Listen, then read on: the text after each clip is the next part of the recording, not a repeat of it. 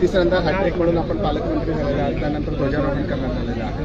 या ठिकाणी प्रजासत्ताक दिनाच्या निमित्तानं जळगाव इथे ध्वजारोहण या ठिकाणी सालाबादाप्रमाणे झालं, पण तिसऱ्या वेळेस मंत्री झाल्यानंतर पहिल्या वेळेसच त्या नवीन पर्वामध्ये झेंडावंदन करण्याचा मान मला या ठिकाणी मिळालेला आहे।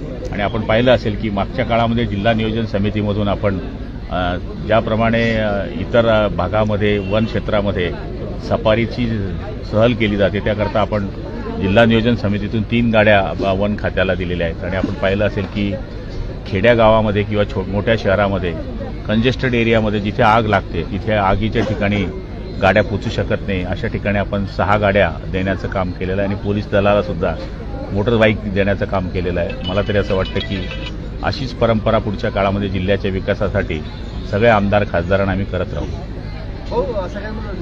पालकमंत्री रेकॉर्ड तुम्ही करताय, आतापर्यंत बरेच नेते झाले, पण तुम्ही दुसऱ्यांदा पालकमंत्री झाला आणि हा कदाचित बराच काळ झाला। जिल्ह्याच्या विकासासाठी पुढचं काय नियोजन असेल? कारण जर बघितलं थोडासा मागे गेला, पण आता पुढचं काय नियोजन असेल? हे बघा, योगायोगाने जिल्ह्यामध्ये जर सिंचनाची व्यवस्था वाढवली किंवा दळणवळणाची व्यवस्था वाढवली आणि जे सगळ्यांचं लाईटचा जो विषय आहे, शेतकऱ्यांचा सोलरवर लाईट देण्याचा विषय, हे 3 विषय जर आपण कंप्लीट करू शकलो तर मला वाटतं की या ठिकाणी आपल्या जिल्ह्याचा विकास होऊ शकेल। आणि योगायोगाने आपल्याकडे 3ही खाते आपल्याकडे आहेत, ज्याच्यामध्ये पाटबंधारे खातं आपल्याकडे आहे, त्याच्यामध्ये वस्त्रोद्योग खातं जिथे आपण क्लस्टर उभं करण्याचं काम करतो आहे, त्याच्यामध्ये आदरणीय सावकारे साहेबांची मदत होऊ शकेल। आणि पाणी पुरवठा खात्यामध्ये पाण्याची जी व्यवस्था आहे ती आपण करू शकू। याच्याकरता जिल्ह्याच्या सगळ्या आमदार खासदार आणि मंत्र्यांची योगायोगाने सगळ्यात एका विचाराची निवडून असल्यामुळे सरकारही एका विचाराचं आहे, केंद्र सरकारवरती आहे। सिंचनाची व्यवस्था आणि लाईटाची व्यवस्था, रस्त्याची व्यवस्था आणि त्याच्यामुळे त्याच्यावर येणारे पूरक उद्योग, या सगळ्या गोष्टींवर आम्हाला पुढच्या काळामध्ये लक्ष द्यावं लागणार आहे। आणि मला खात्री आहे की D+ आणि D हा जो विषय आहे त्याची पहिले आपण प्राथमिकता केली आहे, कारण की दोंडाईच्या आणि धुळ्या या भागामध्ये किंवा अमरावतीमध्ये आपण बघतो की उद्योग का जातात, त्याचं कारण आपण त्या झोनमध्ये येत नाही, त्यामुळे आपल्या लाईटांच्या मध्ये उद्योगाला कन्सेशन देता येत नाही किंवा इतर गोष्टीमध्ये त्यांना कन्सेशन देता येत नाही। त्या भागामध्ये कन्सेशन मिळत असल्यामुळे उद्योगधंदेवाले त्या भागात जातात। आपल्याला पहिले D+ D करून घ्यावं लागेल, त्याच्यानंतर आपल्या जळगाव जिल्ह्याचा विकास होऊ शकेल। मागच्या काळामध्ये आपली उद्योगमंत्र्यांबरोबर बैठक झाली होती, योगायोगाने जसं मला तेच खातं रिपीट झालं तसं तेच खातं त्यांना सुद्धा रिपीट झालेलं आहे।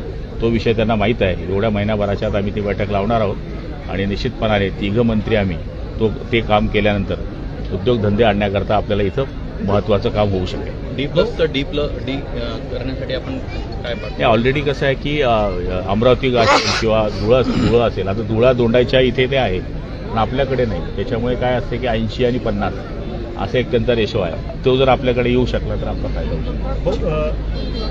एसटीच्या तिकिटाची जी दरवाढ झाली त्याच्याबद्दल एक नाराजी व्यक्त केली जाते सर्वसामान्यांनी। किती दरवाढ झाली काय? 15% दरवाढ केलेली कालपासून।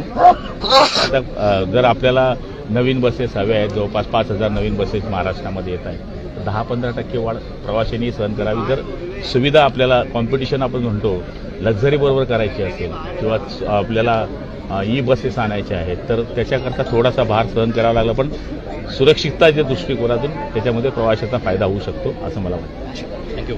शुभेच्छा. तुम्हाला शुभेच्छा।